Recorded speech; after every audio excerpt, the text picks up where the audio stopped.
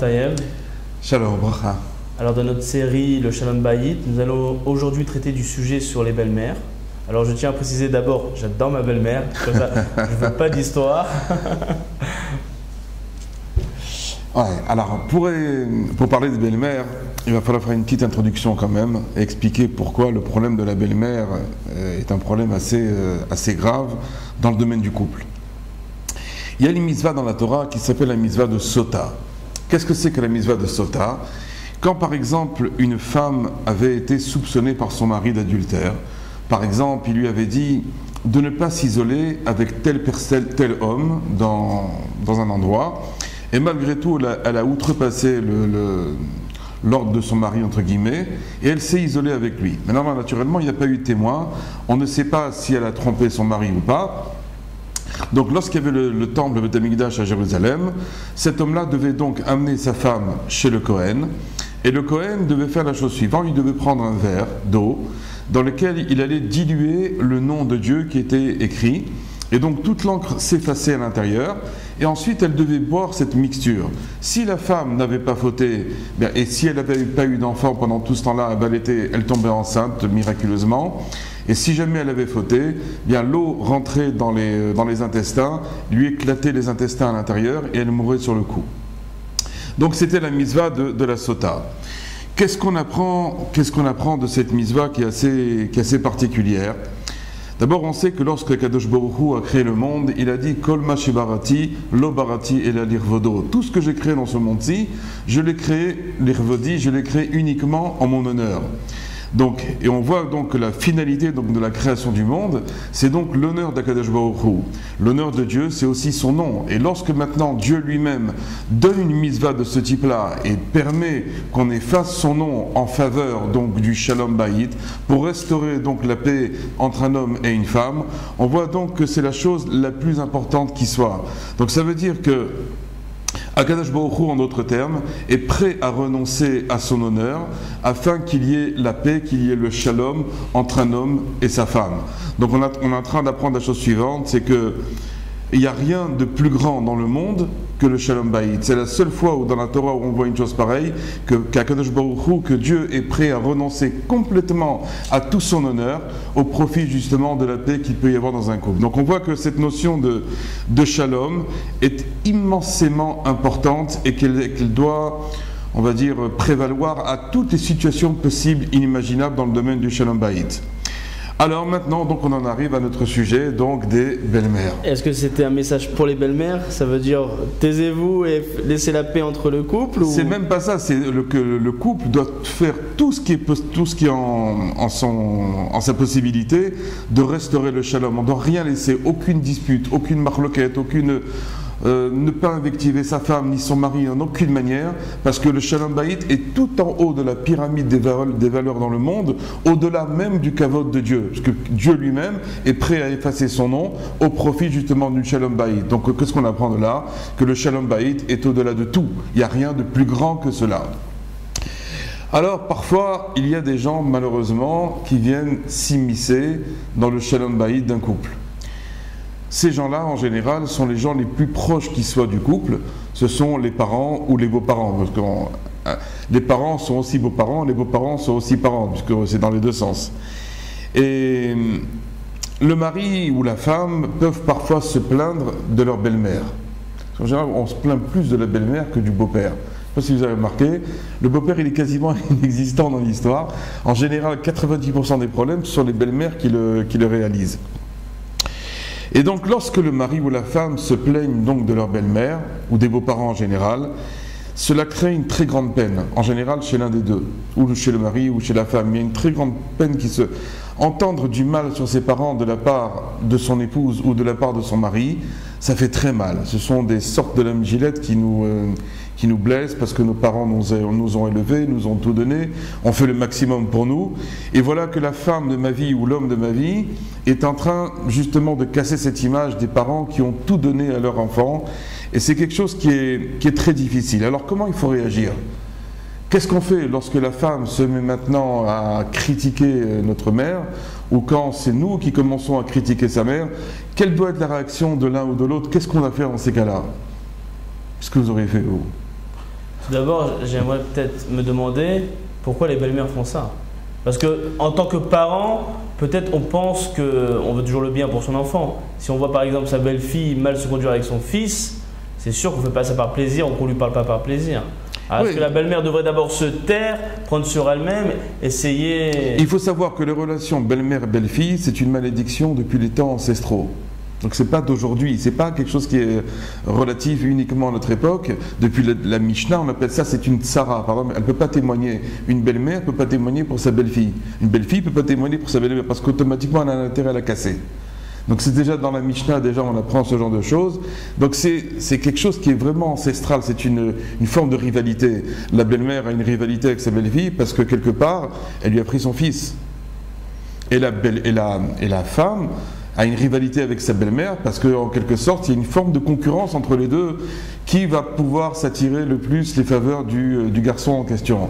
Donc c'est sûr qu'il y a un problème. Malgré tout, malgré la peine que l'on peut avoir lorsque la femme parle sur sa mère ou que le mari parle sur sa belle-mère, il y a une peine immense qui est générée par tout ça.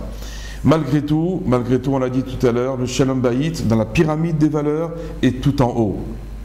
Donc si on dit que c'est tout en haut, ça veut dire que c'est même au-delà du respect des parents. Ça ne veut pas dire pour autant qu'on ne doit pas respecter ses parents. Attention qu'on ne se promène pas sur mes paroles. Mais ça veut dire qu'on doit préserver le Shalom Bayit avant même de respecter ses parents. Donc ça veut dire que la femme ou le mari a préséance par rapport à la mitzvah de Kibud Abahem de respecter ses parents. C'est ça ce qu'on est en train de dire maintenant. Et c'est une notion qu'il faut absolument intérioriser, à savoir si je me trouve maintenant en porte-à-faux entre ma mère et ma femme, il faut savoir comment je dois agir dans ces cas-là. Comment je dois faire. Si j'entends ma femme maintenant qui commence à parler sur ma mère, qu'est-ce que je dois faire? Je dois prendre la défense de ma mère et donc rabaisser ma femme, ou je dois écouter ma femme et ne pas trop compter ma mère pour l'instant. Sortir de la maison? C'est pas évident du tout. Hein. Donc ça veut dire qu'en d'autres termes, comment on doit réagir? Bien, on doit donner raison à sa femme. C'est ça la manière de réagir, c'est donner raison à sa femme, c'est la comprendre, la protéger. Et je vais vous dire pourquoi il faut agir ainsi. Parce qu'en fin de compte, il n'y a pas de plus grand kavod pour les parents lorsque leur fils a du Shalom Bayit dans sa vie. Et il n'y a pas pire manque de kavod pour ses parents lorsqu'il n'y a pas de Shalom Bayit dans la vie de leur fils ou de leur fille. Pareil, quand je dis fils ou fille, prenez ça à l'identique. Ça veut dire que les parents se sont tués pour éduquer leurs enfants. Ils les ont mariés. Ils n'attendent qu'une seule chose de leur part, c'est d'avoir des bonnes nouvelles.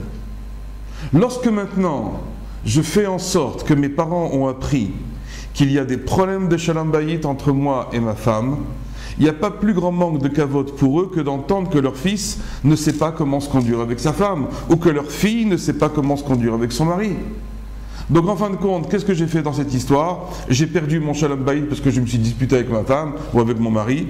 Et d'un autre côté, lorsque les choses vont maintenant arriver aux oreilles des parents ou des beaux-parents, en fin de compte, ils vont en être attristés. Donc j'ai perdu sur tous les plans. J'ai perdu mon Shalom Bayit et j'ai perdu le respect des parents. Oui, mais là on parle d'un cas où c'est les parents qui en sont les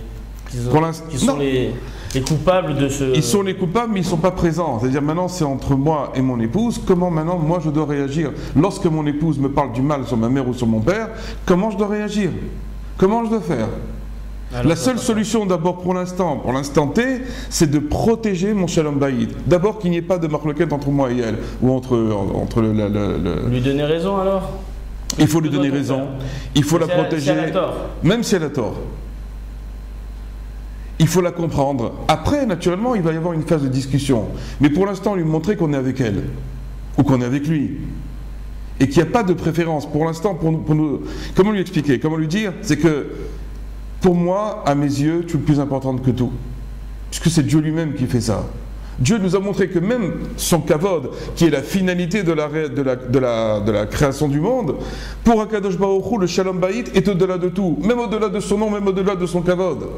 Donc lorsque maintenant moi je me trouve en position par rapport à ma femme ou la femme par rapport à son mari, qu'est-ce qu'elle doit comprendre? Qui a la préséance? Est-ce que ce sont les parents ou c'est le Shalom Bayit? De Dieu, d'Akadosh Baruch Hu lui-même, Birodo Be'atzmo, on apprend que c'est d'abord le Shalom Bayit qui a la préséance. Donc vous dites aux parents que même s'ils on dit rien aux parents, pour l'instant les parents ne sont pas dans l'histoire. D'avoir raison dans une dispute, par exemple la belle-mère et la fille a dit à son mari, tu dis à ta mère de sortir de chez moi, il est préférable pour la belle-mère d'avoir ce manque de respect de sortir que plutôt laisser ce... On va dire que le cas où il y a la présence des parents, c'est encore un cas à part. Là, je parle pour l'instant dans un cas où les parents ne sont pas avec nous. Où justement il y a une discussion parce que la belle-mère s'est mal conduite envers la belle-fille par exemple, le couple rentre à la maison et commence à discuter, j'en ai marre de ta mère, elle me fait ci, elle me fait ça, elle me fait des réflexions, etc. Donc on sent que l'atmosphère devient électrique à la maison. Quelle doit être mon attitude moi en tant que mari par rapport à ma femme, ou quelle doit être l'attitude de la femme par rapport à son mari? Comment on doit réagir dans ces cas-là? La réaction elle est simple, il faut prendre parti pour son conjoint. De dire c'est vrai, tu as raison, ma mère n'aurait jamais dû se conduire comme ça avec toi, jamais elle aurait dû faire cette réflexion en public, jamais elle aurait dû faire ci et ça, etc. Prendre parti pour son conjoint. C'est ça ce qu'on est en train de dire maintenant. Dans le cas où maintenant les parents seront présents, c'est encore une autre histoire. Mais pour l'instant, parlons de ce cas-là uniquement. Comment je dois être? Je dois lui faire comprendre que je suis avec elle, ou que je suis avec lui, si c'est une femme. Donc on voit que, en fin de compte, cette histoire de prendre parti en tout cas pour les parents, ça va entraîner en tout cas, parce que quand on prend parti, ça veut dire qu'on cherche quelque part à respecter ses parents, à donner du kavod à ses parents. Mais si maintenant, en fin de compte, je n'arrive pas à me mettre en shalom bayit avec mon épouse, ou la femme avec son mari, eh bien en fin de compte, qu'est-ce qui va se passer? C'est que tout le kavod, tout l'honneur que je voulais donner à mes parents, est perdu. Donc là où j'aurais voulu réussir, en fin de compte, j'ai perdu complètement l'histoire. Donc on a tout perdu sur tous les plans. C'est ça ce qu'il faut comprendre. Dans tous les cas, j'aurais tout perdu. J'ai perdu mon shalom bayit et j'ai perdu le respect de mes parents. Donc ça ne servait à rien tout ce qu'on a fait. Comprenez qu'est-ce qu'on est en train de dire? Donc maintenant, quel est le plus grand désir que peuvent avoir des parents? C'est de voir leur enfant, leur fils ou leur fille qui réussit son shalom bayit. Quand on les a amenés sous la roupa, pourquoi les parents pleuraient, les beaux-parents pleuraient de joie, etc. Parce que c'est un aboutissement. C'est un aboutissement. Ils se marièrent et eurent beaucoup d'enfants, comme dans tous les bons films. Il n'y en a plus beaucoup des films comme ça. Mais bon, à l'époque, ils se marièrent et eurent beaucoup d'enfants. Donc ça veut dire que l'apothéose, c'est de réussir sa vie, son shalom bayit. Maintenant, lorsque les parents les ont amenés sous la roupa, leur but essentiel, c'était quoi? Qu'ils réussissent leur shalom bayit. C'est ça ce qu'on est en train de dire. Donc maintenant, en fin de compte, si les parents apprennent que ça ne marche pas dans le couple, il n'y a pas plus grande torture pour des parents que d'apprendre que leurs enfants, ça se passe mal. C'est la pire des choses, parce que les parents se sont tués pour éduquer leurs enfants, pour les amener sous la roupa et qu'ils fondent un foyer et qu'ils aient des enfants. Maintenant, ils n'y arrivent pas, c'est horrible. Il n'y a rien de pire quand les parents apprennent qu'il va y avoir un divorce de leurs enfants, ou que la fille va revenir à la maison, ou que le garçon va revenir à la maison. C'est la pire des choses qu'on peut souhaiter à quelqu'un. Et tous les parents qui nous écoutent sont tout à fait conscients de la chose. Je n'invente pas une chose quand je dis ça. Donc maintenant, quelle doit être l'attitude du mari, en tout cas, lorsqu'il voit que sa femme est en train de critiquer sa mère? Qu'est-ce qu'il doit faire? Et que si, par exemple, ils sont en présence, quel doit être le rôle du mari dans ce cas-là? Calmer les deux côtés? Il faut jouer le rôle de l'arbitre. Parce que d'un côté, on a sa femme, et d'un autre côté, on a sa mère. Manquer de kavod à sa mère en présence de sa mère, là, c'est une autre histoire. En présence de sa femme? Ouais, en présence de sa femme, en présence de sa mère. C'est-à-dire, on est là, il y a notre femme et il y a notre mère. Qu'est-ce qu'on fait? La seule solution qui nous reste dans ces cas-là, c'est jouer à l'arbitre. Essayer de temporiser, essayer de calmer les esprits. Surtout, ne prendre parti pour personne. Mais essayer de ramener le shalom. C'est ça ce qui nous incombe, nous, en tout cas pour les hommes, de la manière, de la conduite à adopter lorsqu'on se trouve, et malheureusement, ça arrive souvent ce genre d'histoire. Il suffit que la mère, donc la belle-mère de la femme, ait commencé à avoir une petite, on va dire, une petite critique, comment tu ranges ta maison, comment tu t'occupes des enfants, comment tu as fait tel manger, etc. Et qu'il y ait justement déjà une tension presque électrique entre la femme et la belle-mère pour que ça explose en un mois de temps. Si par exemple on sait que les relations ne sont pas au beau fixe, il vaut mieux tempérer les visites. Il n'y a aucune mitzvah d'aller visiter ses parents ou ses beaux-parents quand on sait que ça peut se terminer en choc électrique.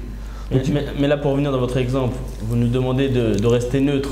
Mais vous nous avez dit juste avant de donner raison à sa femme. Alors si vous êtes neutre, là elle va vous dire mais tu m'avais dit que c'est moi qui avais raison. On doit donner raison à sa femme quand on n'est pas en présence de sa mère.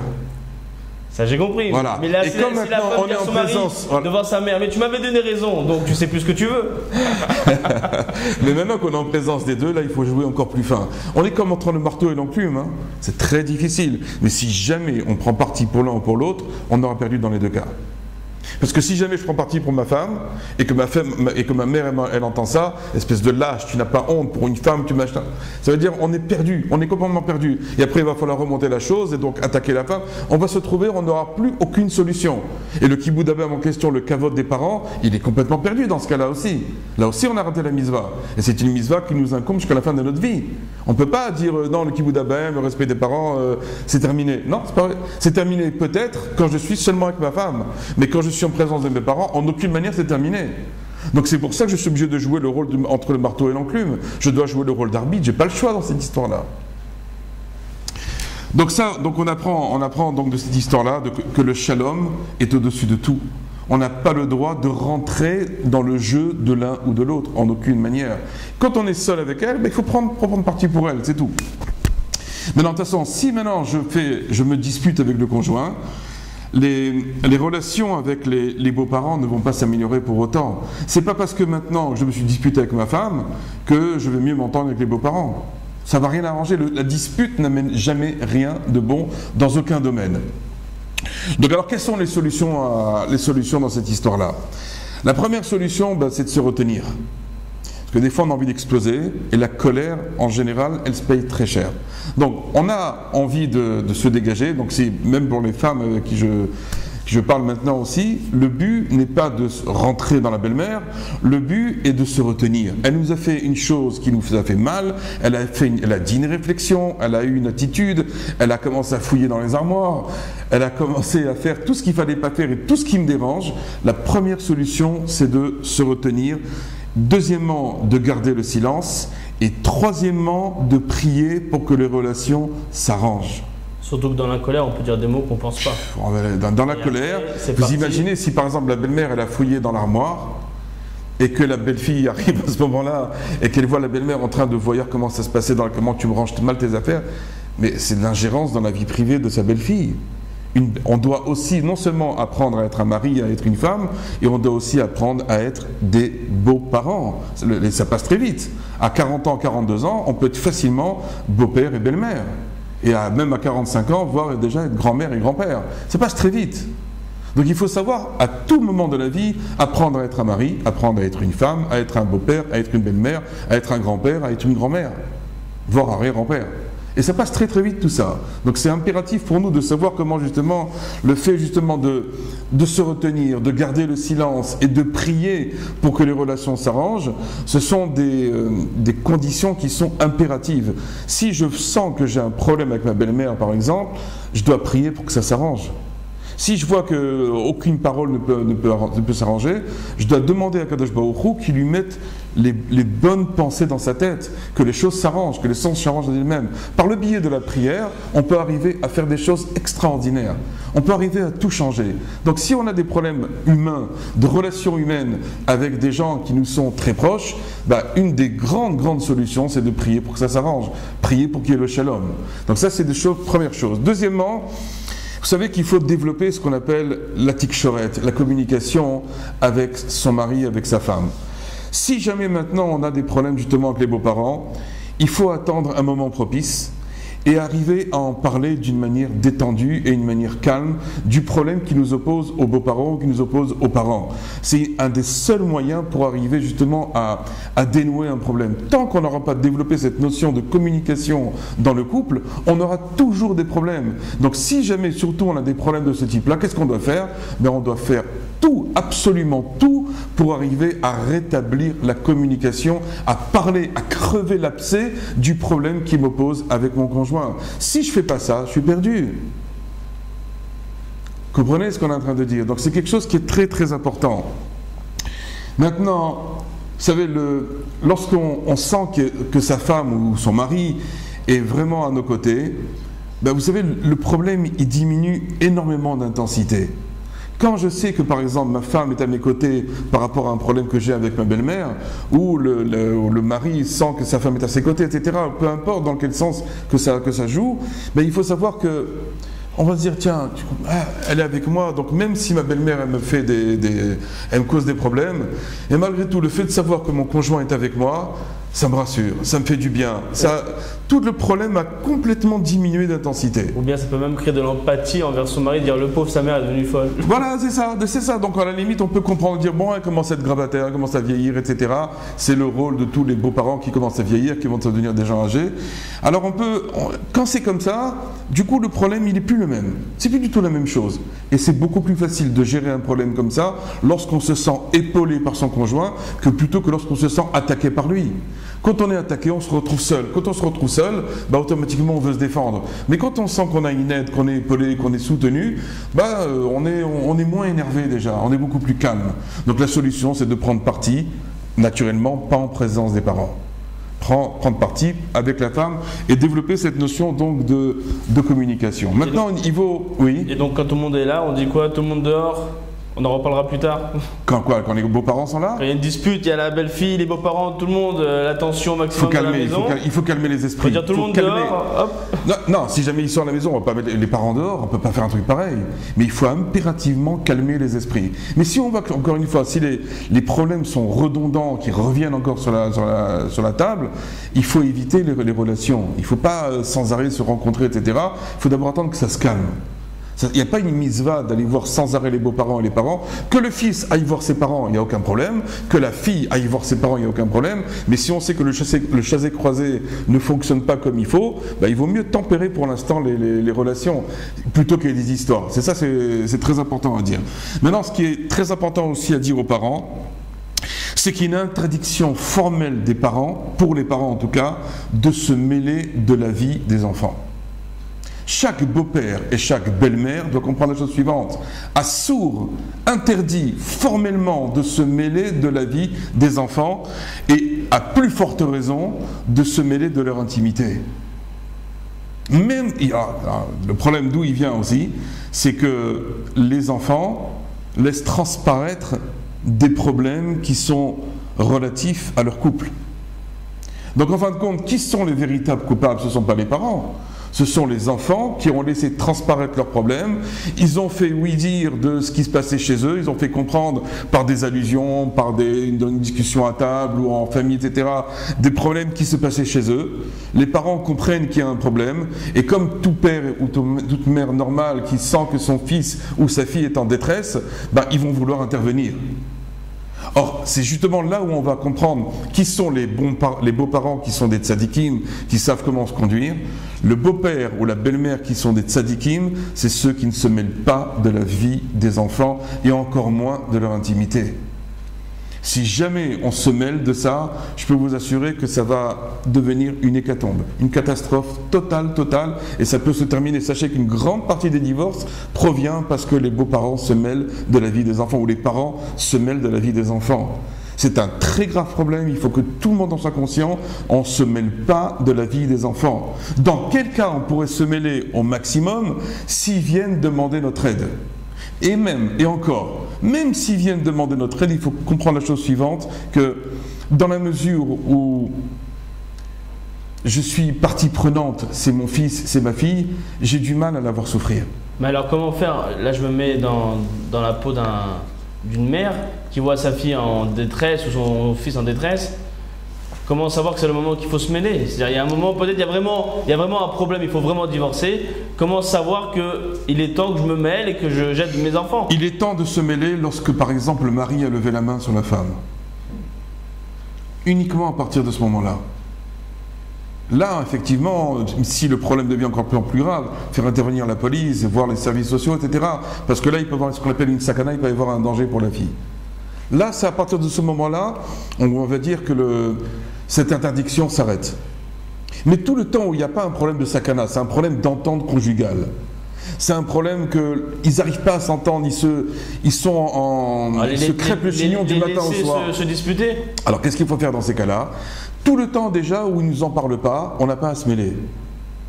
S'ils nous en parlent, il faut dire écoute, moi je veux bien t'aider, mais dans la mesure où je ne peux pas être impartial, tu es ma fille, tu es mon fils, automatiquement je vais prendre parti pour toi. Donc je ne peux pas mêler ton problème. Donc qu'est-ce qu'il faut leur donner comme conseil à ces enfants-là? Allez voir un rave. Allez voir un rave compétent, allez voir une rabbinite compétente, allez voir des professionnels.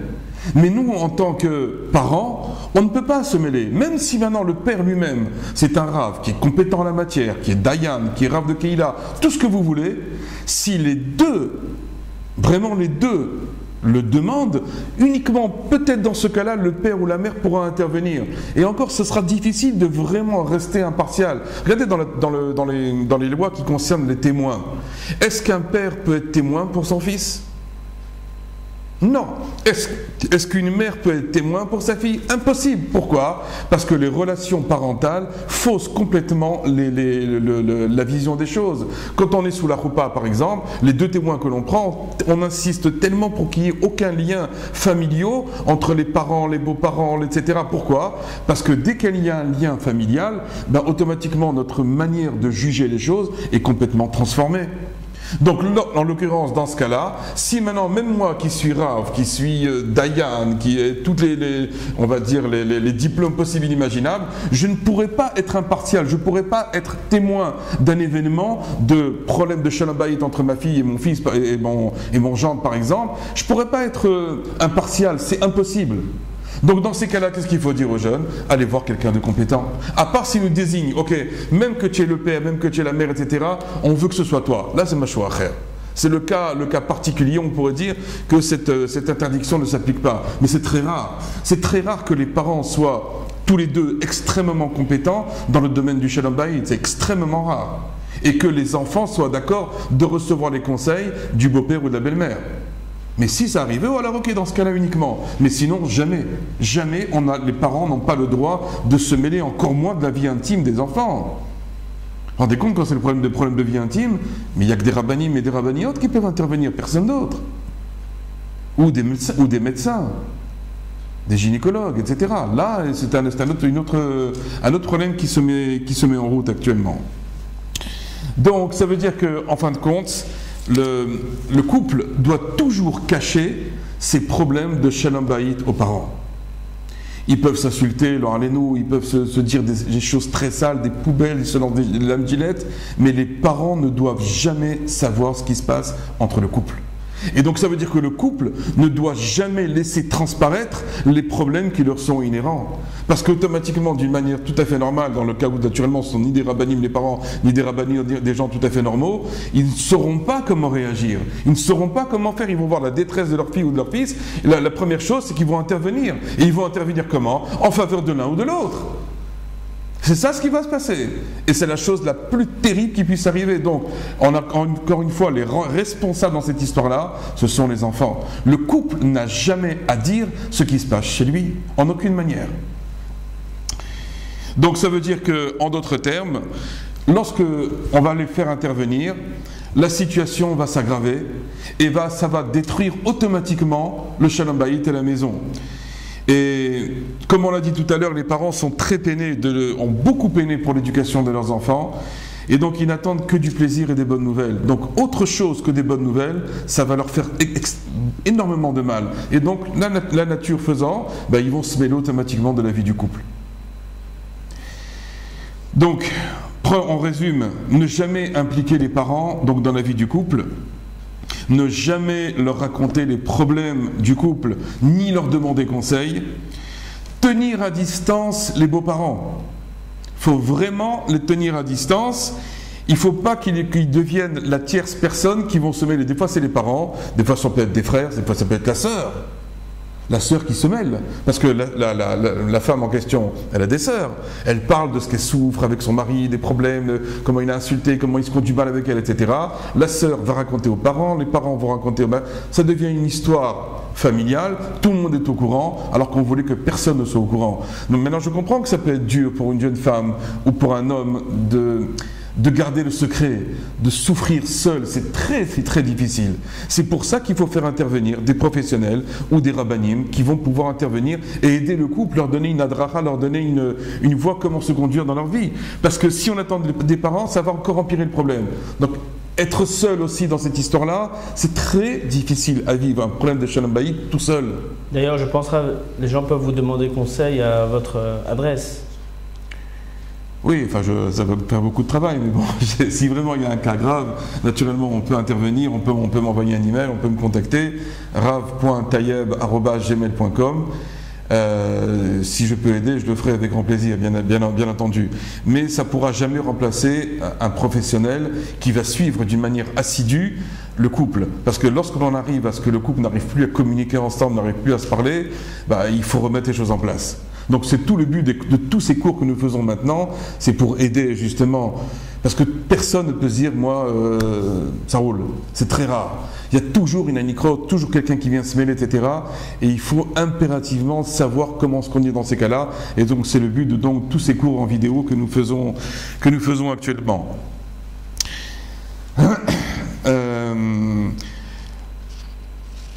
Voilà, je pense qu'on a pratiquement tout dit sur l'histoire des belles-mères.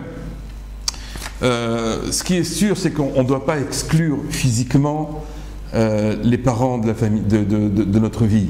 On doit simplement savoir mettre un holà, savoir que notre maison, c'est quelque chose de kadosh, que les beaux-parents ne peuvent pas rentrer dans notre maison quand ils veulent. Quand on les a invités et qu'ils viennent, donc le couple doit se préparer à la venue des parents et des beaux-parents, et on doit se préparer psychologiquement à que si jamais il y a une critique, un mot déplacé, etc., ne pas relever la chose pour ne pas justement aggraver le problème. Voilà. Je pense qu'on a grosso modo fait un tableau relativement bien brossé donc des relations avec les beaux-pères et les belles-mères. Donc soit on est le couple, savoir comment agir par rapport aux beaux-parents et aux parents, soit on est soi-même beaux-parents, savoir justement comment on doit agir aussi par rapport aux enfants, etc. Chacun a son rôle, chacun a son endroit bien défini et chacun ne doit pas empiéter sur les plates-bandes d'autrui. Voilà, c'était un message donc pour les belles-mères, pour les belles-filles, pour les gendres, pour les enfants, pour tout le monde. B'ezrat Hashem, qui est beaucoup de shalom, et n'oubliez pas la chose suivante, le shalom est au-delà de tout, même au-delà du kavod de Dieu. On ne peut pas faire plus que ça. À très bientôt et bien, hatzlacha.